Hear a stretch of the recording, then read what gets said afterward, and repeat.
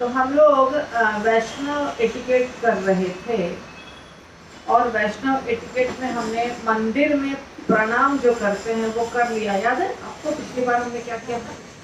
मंदिर में जो प्रणाम करते हैं, पंचांग प्रणाम, अष्टांग प्रणाम, वो सब सीखा था ना पिछले क्लास में। हाँ, तो अभी आगे हमें क्या करना है देखिए।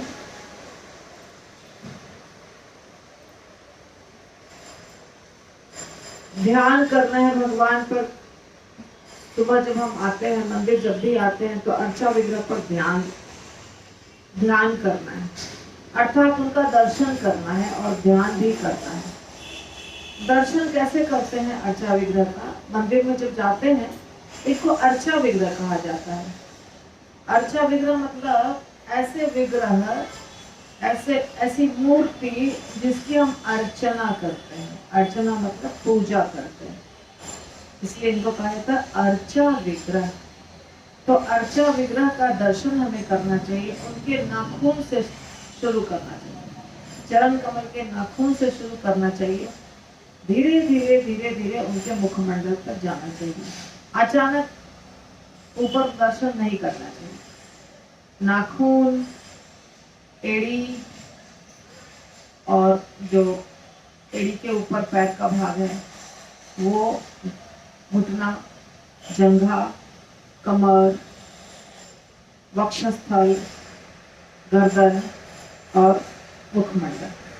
और जब हम ऐसे करते हैं तो साथ साथ में उनके जो पायल, घुंघरू, चूड़ियाँ, कंगन, हार, बाजूबंद, कमरधनी, वस्त्र, धोती, जो भी है भगवान का श्रृंगार, वो सबका दर्शन भी करना चाहिए। बड़े बारीकी से दर्शन करना चाहिए। ऐसा नहीं कि बस 1 मिनट में दर्शन करके निकल गया, ऐसा नहीं करना चाहिए। अच्छे से करना चाहिए दर्शन। और दर्शन लेफ्ट में जो बाएं साइड में जो विग्रह है वहां से शुरू करके धीरे धीरे धीरे धीरे दाएं तरफ के विग्रह के पास जाना चाहिए, जिसके मंदिर में जैसे भी विग्रह रखे हुए हैं। गौरनिताई है तो गौरनिताई, फिर राधा कृष्ण, और यदि बीच में सीताराम लक्ष्मण हनुमान है तो उनका, जगन्नाथ भगवान है तो उनका। करीब करीब क्या होता है, एक साइड में सबसे पहले गौरनिताई होते हैं, फिर राधा कृष्ण होते हैं, और उसके बाद जो अल्टर होता है उसमें सीताराम लक्ष्मण हनुमान या तो जगन्नाथ भगवान कोई रहते हैं। वृंदावन में बीच में कृष्ण बलराम है, एक तरफ गौरनिताई है, बीच में कृष्ण बलराम है, और लास्ट वाले जो सबसे दाया होता है उसमें राधा श्याम सुंदर जी है। याद है आप लोगों को? वृंदावन में ऐसे विग्रह। तो ऐसे ही दर्शन करना है, आगे पीछे नहीं करना। पहले राधा कृष्ण कर लिए, बाद में गौरनिताई कर ली, ऐसा नहीं करना। पहले गौरनिताई ही करना है, फिर कृष्ण बलराम करना है, फिर राधा कृष्ण करना है। अपने यहाँ के मंदिर में पहले गौरनिताई, फिर राधा कुंज बिहारी। एनवीसीसी पहले गौरनिताई, फिर राधा वृंदावन चंद, और फिर जगन्नाथ बलदेव सुभद्रा। ठीक है, उसके बाद बालाजी, ऊपर जाएंगे बालाजी का दर्शन करने। ऐसे करना चाहिए। और जब हम दर्शन कर रहे हैं तो दूसरे भक्त को तकलीफ नहीं होनी चाहिए, ये भी ध्यान देना है। दंडवत कैसे करना है ये तो आपको मालूम है, फिर भी सुन लीजिए। सबसे पहले हमें दरवाजा 3 बार नॉक करना है।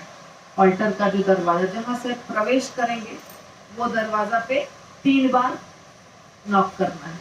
खट खट खट क्यों करना है? क्योंकि घंटी नहीं है, इस्कॉन में घंटी नहीं बजती है ना। बाकी मंदिरों में एक बड़ा सा घंटा होता है जिसको बजा के लोग अंदर जाते हैं। इस्कॉन के मंदिरों में घंटा नहीं रहता है। कभी देखा है? घंटा नहीं रहता है। तो 3 बार हम लॉक करते हैं, उसके बाद प्रवेश करते हैं। प्रवेश द्वार पर हमें वांछा कल्पतरु बोलना होता है, ये वाला मंत्र। पूरा मंत्र आप देख लीजिए किताब से। प्रवेश द्वार पर वांछा कल्पतरु, यानी कि जितने भी वैष्णव दिखाई दे रहे हैं और जो दिखाई नहीं दे रहे हैं सबको प्रणाम हो गया।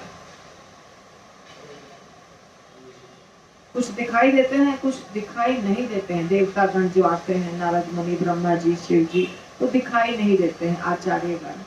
इसके बाद प्रभुपाद के ऑल्टर के पास जाना है, वहां पे गुरु प्रणति, अपने गुरु की प्रणति और प्रभुपाद की प्रणति बोलनी है दंडवत करके।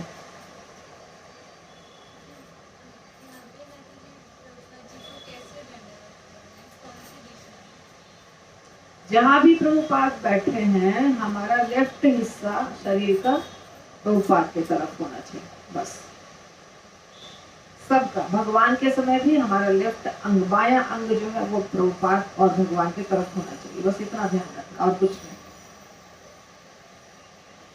प्रभुपाद के पास 2 मंत्र बोलने हैं, गुरु महाराज का और प्रभुपाद का मंत्र, यानी कि आपके गुरु महाराज जो भी है उनका मंत्र और प्रभुपाद का मंत्र। उसके बाद गौरनिताई के पास भी गुरु महाराज, प्रभुपाद और गौरनिताई के मंत्र, यानी कि गौरांग महाप्रभु का मंत्र नमो महावदान्याय।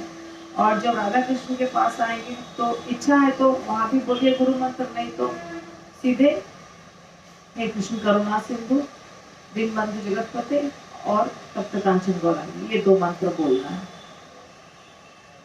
अगर जगन्नाथ भगवान के पास जाते हैं या रामचंद्र जी के पास जाते हैं, अगर उनके विग्रह हैं और अलग से मंत्र नहीं मालूम है तो नमो ब्रह्मण देवाय गो ब्राह्मण, नमो ब्रह्मण देवाय गो ब्राह्मण हिताय जगताय कृष्णाय गोविंदाय नमो, ये सबके लिए हो जाता है। भगवान विष्णु का मंत्र, कृष्ण का मंत्र है, तो इस प्रकार हो जाएगा और आपका सारा प्रणाम इस तरह से हो जाएगा। और हर विग्रह के समक्ष जाकर के थोड़ा सा दर्शन करना है आराम से, शांति से। एक माता जी ने पूछा मेरे से, कई लोग पूछते हैं कि हम सीधा क्यों नहीं करते हैं प्रणाम, हम साइड से क्यों प्रणाम करते हैं ना इस्कॉन में, बाकी मंदिरों में क्या करते हैं सीधा प्रणाम करते हैं। तो इस्कॉन में तो हमारे पीछे गुरु रहते हैं, प्रभुपाद का विग्रह रहता है, इसीलिए ऐसा लगता है कि हम कैसे प्रणाम करेंगे। प्रणाम करेंगे तो हमारे पैर जो है वो गुरु की तरफ हो जाएंगे, सीधा प्रणाम करेंगे तो। पर किसी भी मंदिर में आप अगर जाते हैं तो ऐसे ही प्रणाम करना है, चाहे वहां गुरु का विग्रह हो चाहे गुरु का विग्रह नहीं हो। क्यों? क्योंकि अगर प्रत्यक्ष रूप से गुरु का विग्रह नहीं भी रखा गया है तो भी गुरु रहते हैं खड़े वहां पे, अप्रत्यक्ष रूप से दिखाई नहीं देते हैं पर गुरु रहते हैं, इसीलिए हमें ऐसे प्रणाम नहीं करना है। हमें कैसे प्रणाम करना है? अपने शरीर का बायां अंग भगवान के तरफ रहेगा, ऐसे जैसे करते हैं इस्कॉन में वैसे करना है, ठीक है? इसीलिए हम वैसे प्रणाम करते हैं।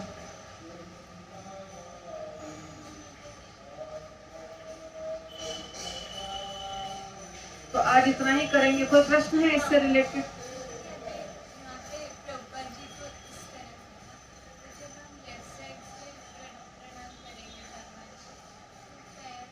नहीं तो प्रभुपाद तो बहुत दूर में है ना।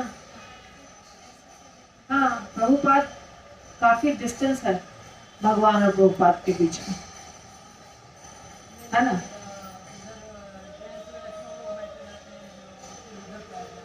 इसीलिए मैं नहीं करती हूँ प्रणाम वैसे।